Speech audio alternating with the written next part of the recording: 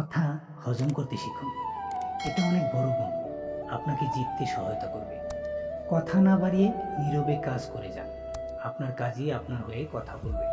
মন খারাপের কারণ অতীত আর টেনশনের কারণ ভবিষ্যৎ, তার চেয়ে বরং বর্তমানকে উপভোগ করুন, আনন্দে বাসুন। ঠেকতে ঠেকতে সোজা সরল ভালো মানুষটি বুঝে যায় কে তাকে সত্যিকারের ভালোবাসে আর কে তাকে নিঃস্বার্থে ব্যবহার করে। আপনার সামনে যিনি আপনার প্রশংসা আর অন্যের সমালোচনা করেন, একটু পরেই তিনি অন্যের কাছে আপনাকে নিয়ে একই কাজ করেন। পরম সমালোচনাকারী হচ্ছে যিনি প্রতিনিয়ত আপনাকে আশীর্বাদ করেন একজন হয়ে ওঠার জন্য। সমালোকের সমালোকেরা নিঃসন্দেহে আপনার ভালো বন্ধু, বিনা পয়সায় ভুল ধরিয়ে দিতে সর্বদা তৎপর থাকেন। তাদের কখনোই অবহেলা করবেন না, আপনি বরং বিনয়ী হন, মানুষকে সম্মান করুন ও গুরুত্ব দিন। সব কিছু বহুগুণ হয়ে আপনার কাছে ফেরত আসবে। কেউ যদি আমায় ঈর্ষা করে, আমি খুবই খুশি হই, কারণ আমি বুঝতে পারি যে আমি সঠিক কাজটাই করেছি। আপনার কাজ বা কথা নিয়ে কেউ কোনো মন্তব্য করলো না, তার মানে আপনি সঠিক জায়গায় পৌঁছাতে পারেননি। মানুষের জনপ্রিয়তার মাত্রা নির্ণীত হওয়া উচিত তার শত্রু ও সমালোচকের সংখ্যার ভিত্তিতে। জিততে হলে কখনো কখনো হারতে হয়। আজকের এই হারই হয়তো ভবিষ্যতে বড় বিজয় এনে দেবে। কখনো বোকার সঙ্গে তর্কে জড়াবেন না, এটা সময়ের অপব্যয়। সম্ভব হলে আপনার অন্যদেরকে জিতিয়ে দিন। জিতে গেছে ভেবে কেউ যদি খুশি হয়, আপনি নীরবে একটুখানি হেসে নিন। অন্যের সুখে সুখী হতে পারলে আপনি মহাসুখী। চিতাবাঘ কখনো কুকুরের সঙ্গে দৌড় প্রতিযোগিতা করে না। আপনি যে চিতাবাঘ তা বোঝানোর জন্য শুধু সঠিক সময়ে অপেক্ষায় থাকুন। হয়তো অনেক কিছু পাবেন, দরকার নেই বলে বেড়ানোর, নীরবে কাজ করে যান। যার প্রয়োজন তিনি আপনাকে ঠিকই খুঁজে নেবেন। তবে অযোগ্য কাউকে টেনে উপরে তুললে সেই এক সময় উল্টো আপনার যোগ্যতা নিয়ে প্রশ্ন তুলে প্রতিশোধ নেবে। আপনি দুনিয়ার কাউকে বদলাতে পারবেন না, শুধু নিজেকে ছাড়া। আপাতত সেটাই করুন, নিজেকে বদলে ফেলুন আর অন্তত দুজন অসহায় মানুষকে জীবনে প্রতিষ্ঠিত হতে সাহায্য করুন। সবাই এই নীতিতে বিশ্বাসী হয়ে কাজ করলে চারপাশের দুনিয়া এমনিতেই বদলে যাবে। আপনার চিন্তা ভাবনার উপরে যারা আস্থা রাখতে পারে না, তাদেরকে খুব বেশি গুরুত্ব দেওয়ার দরকার নেই। নিজের প্রতি বিশ্বাস রাখুন, এটাই আপনাকে সবার মাঝে বিশ্বাসী ও আস্থাভাজন করে তুলবে। স্রেফ সময়ের অপেক্ষা।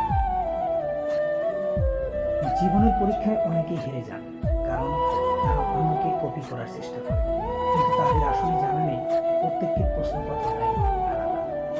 কোথায় জন্মেছেন সেটা আপনার নিয়তি, কোথায় পৌঁছাবেন সেটা আপনার কর্মফল। আজ থেকে ঠিক 999 দিন পরে আপনার অবস্থান কোথায় হবে, সব কিছু নির্ভর করছে এখন কাদের সঙ্গে মিশছেন আর কি কি বই পড়ছেন তার উপর। কোনো কথা শোনা মাত্রই যাচাই না করে বিশ্বাস করবেন না, কেননা মিথ্যা কথা সবসময় সত্যের চাইতেও বিব্রত। প্রমাণের ঝামেলা নেই বলে মিথ্যা কথা ও গুজব দ্বিগুণ গতিতে চলে, কিন্তু সত্যটা প্রমাণ করতে যথেষ্ট সময় ক্ষেপণ ও ব্যাগ পেতে হবে। জীবনটা বড্ড ক্ষণস্থায়ী, ভালো করার সময় কম, মন্দ কাজ করার সুযোগ কই। ভালো মানুষ সাজার ভান না করে ভালো মানুষ হয়ে গেলেই তো হয়। আপনার স্বপ্ন নিয়ে কেউ যদি হাসাহাসি না করে, তবে বুঝে নেবেন লক্ষ্যটা খুব ছোট হয়ে গেছে। আবার স্বপ্ন পূরণে বেশি কালক্ষেপণ করলে অন্য কেউ সেটা বাস্তবায়ন করে নিজের বলে চালিয়ে দিতে পারে। তবে যে স্বপ্ন বাস্তবায়নের শুরুতেই অন্যের সহযোগিতা নিতে হয়, অর্থাৎ নিজে এগিয়ে নিতে পারেন না, সেই স্বপ্ন দেখবেন না। কেউ কেউ ইতিহাস গড়েন, বাকিরা সেই ইতিহাস পড়ে পরীক্ষা পাশ করে।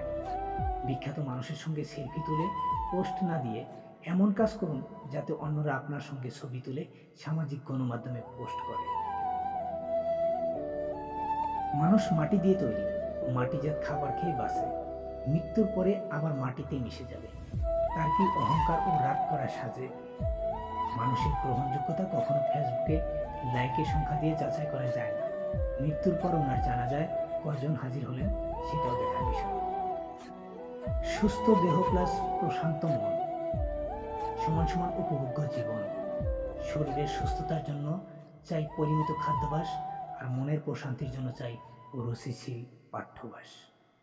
জ্ঞানীরা বলেন কেননা তাদের কাছে বলার মতো কিছু কথা আছে, আর মূর্খরা বলেন কেননা তাদেরও কিছু বলতে ইচ্ছে করে। কাউকে তুচ্ছ তাচ্ছিল্য করার আগে অন্তত তার সমান যোগ্যতা অর্জন করে নিতে হয়। যে কাজের জন্য বিবেক প্রশ্নবিদ্ধ করে সে কাজ থেকে বিরত থাকাই শ্রেষ্ঠ। যা কিছু পেয়েছেন তার জন্য শুকরিয়া আদায় করুন, ধৈর্য ধারণ করুন, ভবিষ্যতে আরও ভালো দিন আসবে। প্রত্যাশা ও প্রাপ্তির মাঝে যে সমন্বয় ঘটাতে পারে সেই প্রকৃত সুখী। হবে না, পারবো না, আমার কপালে নেই, কথাগুলো প্রায় বলে থাকি। কিন্তু মজার ব্যাপার, নিজেকে জিজ্ঞেস করলে যে উত্তর পাওয়া যাবে তা কিন্তু একেবারে উল্টো। আমি পারবো, আমাকে দিয়েই হবে, এই শক্তি অন্তরে লুকিয়ে থাকে। জীবন যুদ্ধে শক্ত হাতে হাল ধরতে পারাই সবচেয়ে বড় চ্যালেঞ্জ।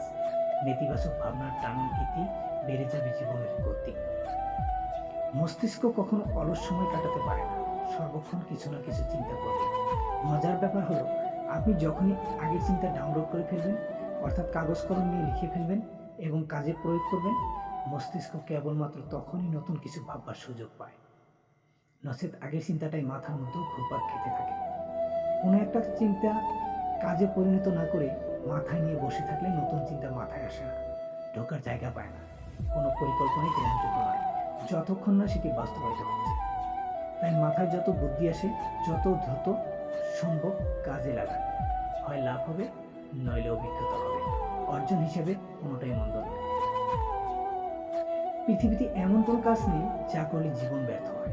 জীবন এতই বড় ব্যাপার যে একে ব্যর্থ করা খুবই কঠিন।